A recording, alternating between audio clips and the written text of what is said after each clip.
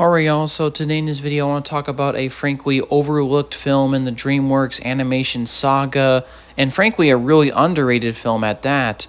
We're going to be talking about the 2006 film Over the Hedge, which is pretty funny because at the time I'm making this video, it is the 20th anniversary of this movie, kinda. But regardless, I wanted to talk about this movie, Over the Hedge. Recently got the chance to rewatch this movie recently on Netflix, and I just found it really charming and a kind of a fun, cute little animated film from them. A film that really doesn't, like I said before, get talked about enough. And just wanted to give you my thoughts on it. So I'm going to give you kind of a little bit of synopsis, pros, cons, and of course my overall opinions, like always. So they kind of start out with Over the Hedge. If you've never heard of it, the real basic premise is it revolves around the concept of these animals that you usually see in a suburban neighborhood, and the concept of these animals basically stealing food from you in really goofy and exaggerated ways, but also providing funny commentary on the consumerism and humans and how the animals view human society and so on and so on. That was kind of the basic premise of the comic strip, and when it was adapted to a full-length feature, it basically revolves around a character called RJ, who's kind of a funny, witty con man of sorts of a raccoon, and basically kind of revolves around a story where he basically tries to steal the food supply of a bear that's hibernating called Vincent, fails to do so, gets his food supply destroyed, and then the bear basically threatens to kill him and says that if you don't give me all his food in a week, then I'm going to kill you. And RJ has only a week to collect all this food. He eventually gathers the help of these local animals that he found: Vern the turtle, Hammy, kind of a really crazy squirrel, so to speak. You also have Stella, the skunk, and you also got these family of porcupine animals, and also you got some possums as well. And basically, throughout the week, he teaches them about human life, human civilization, and kind of goes into the rundown of things. And of course, as RJ is gathering all this food with his, so-called new family friends, I guess you can call them, he's secretly doing all this for the bear. And he also has to deal with some crazy humans, including very much the most memeable character in this movie, arguably, the Verminator.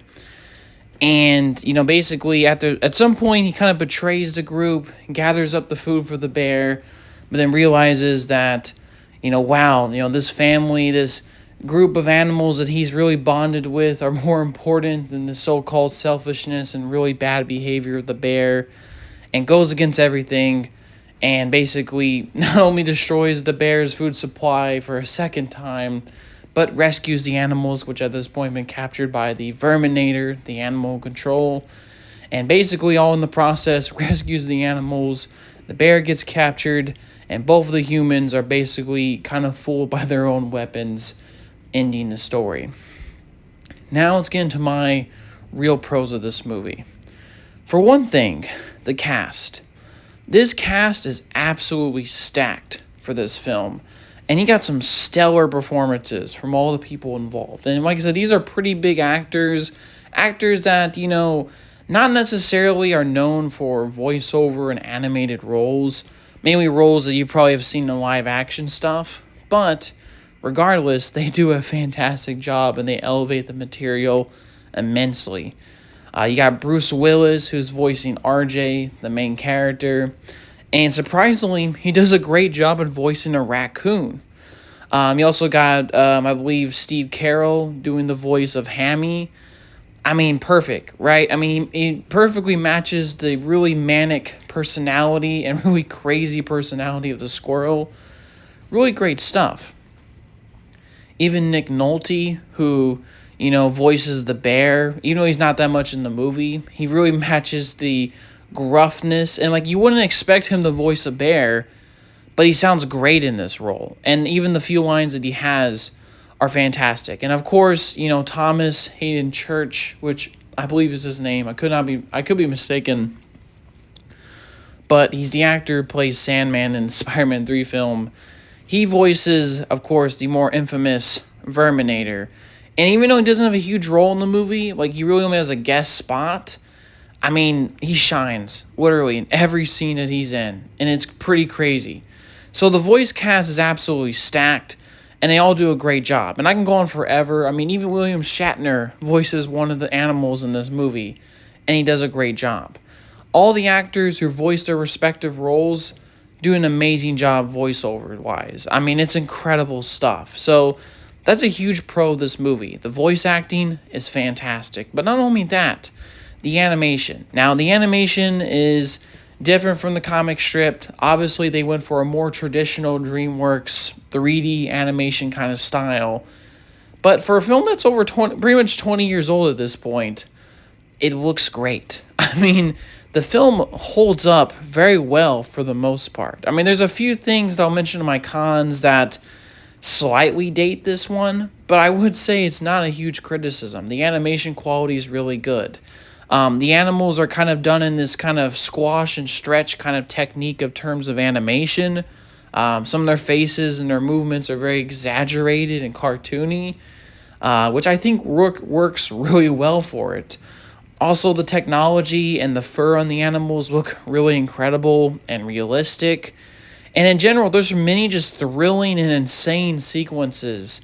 And the way how the camera moves in certain shots is incredible. Like, there are certain sequences in this movie that have actually influenced future filmmakers to do crazier stuff. Like, for example, there's a crazy scene where basically Hammy takes a energy drink.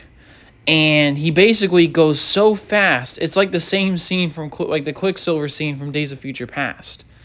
And alongside other scenes like in The Flash and stuff, where, you know, everything slows down around him and he's going so fast that he can basically move around and do things. Really great. I wouldn't say like it's the same thing as the Quicksilver thing, like Quicksilver scene exactly, but it's very similar. And I've heard other filmmakers have said that was an inspiration for their sequences. So amazing scenes.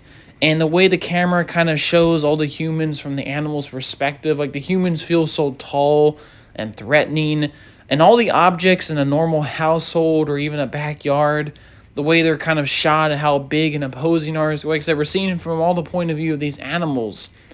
Great direction.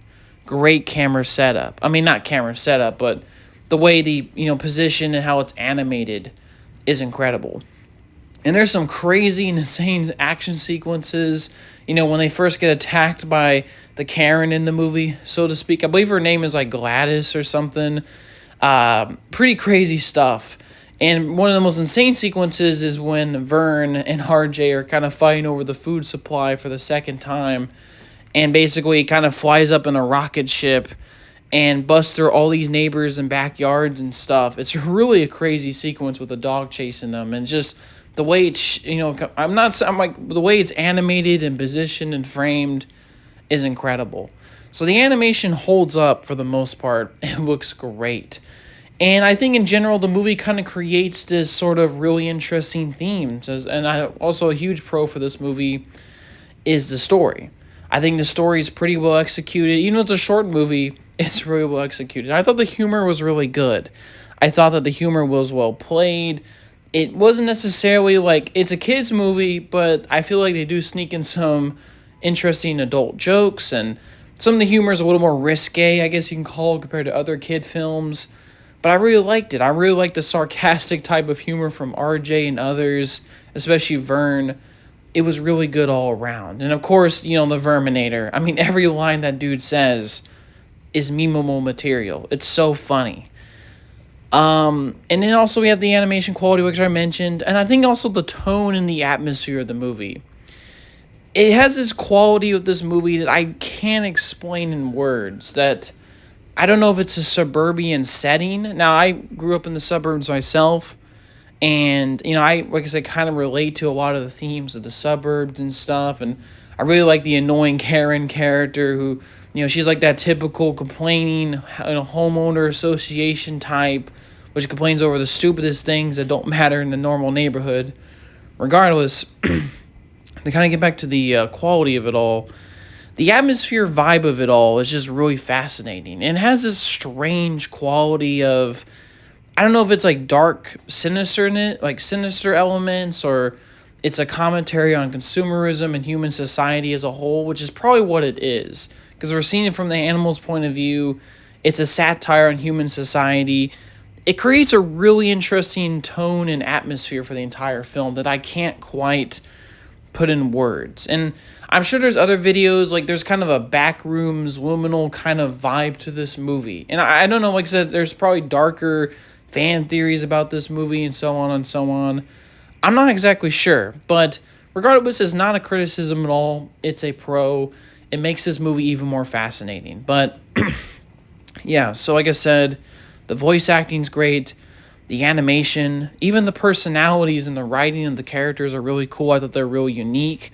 My personal favorite probably being RJ and Vern's relationship, and Hammy. I mean, he's a crazy squirrel. You gotta love it. I mean, the funniest scene for me with him is the rabies scene, where the Girl Scouts basically try to beat the shit out of a squirrel.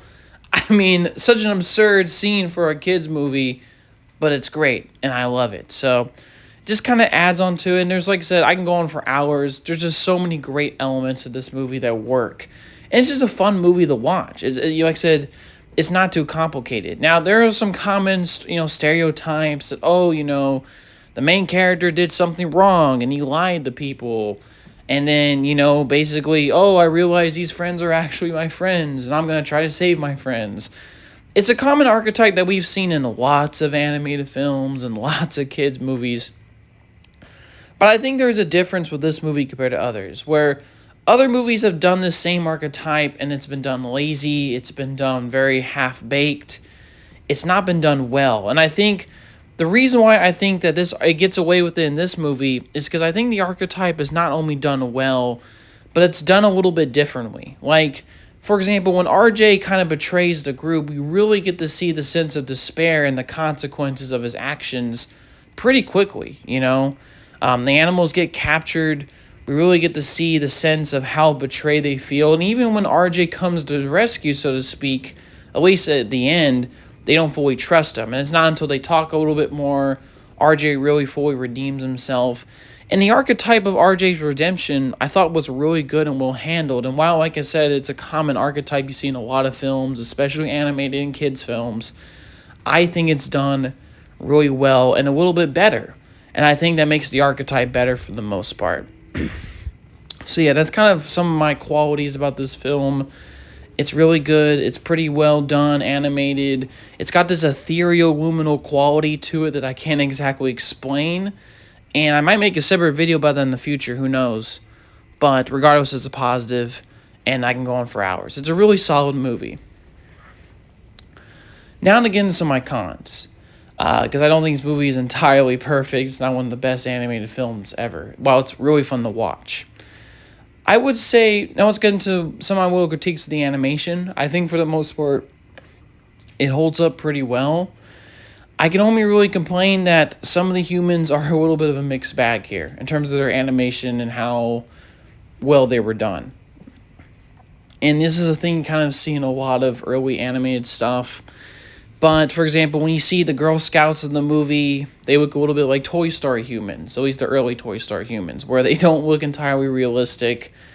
They look a little bit fake. Now, I think the movie gets away with it a little bit more just because they do shoot it from, the perspectives of the animals, so we're seeing it from, the ground up. But, like I said, there are some weird shots where they see, a few scenes of them, see a few frames, and it doesn't exactly hold up. Now, the main humans, like the Karen type and the Verminator, look great. They actually really do. So, like I said, it's not entirely a huge problem with the movie. It's just there's some shots with the humans I think look kind of fake. And it's kind of weird because the animals look really good, especially with the fur. So, I'm not exactly sure. But, yeah, a little bit of a critique. And, I mean, this movie could have probably delved into some other themes and concepts a little bit more. And I mean, I really wish that the scrapped animals too. Apparently there was going to be a bird that was going to be voiced by Gene Wilder to be apparently done here. That would have been awesome if he was in it, but that's not really a criticism of the movie. But yeah, like I said, some slight animation mistakes, and maybe, like I said, some deeper backstories and explorations of certain characters and themes and such. And that's really it. I don't have too many cons with this movie. I think it holds up. It's really solid. It's a really underrated DreamWorks animated film. If you haven't seen it or even heard of it, I highly recommend Over the Hedge. It's really up there with other great animated films like Shrek, just to be honest with you. For me, it absolutely holds up really well. So yeah, that was my very quick review of Over the Hedge from 2006, a really underrated and good DreamWorks animated film. I highly recommend it. Hopefully you have a good day and peace, y'all.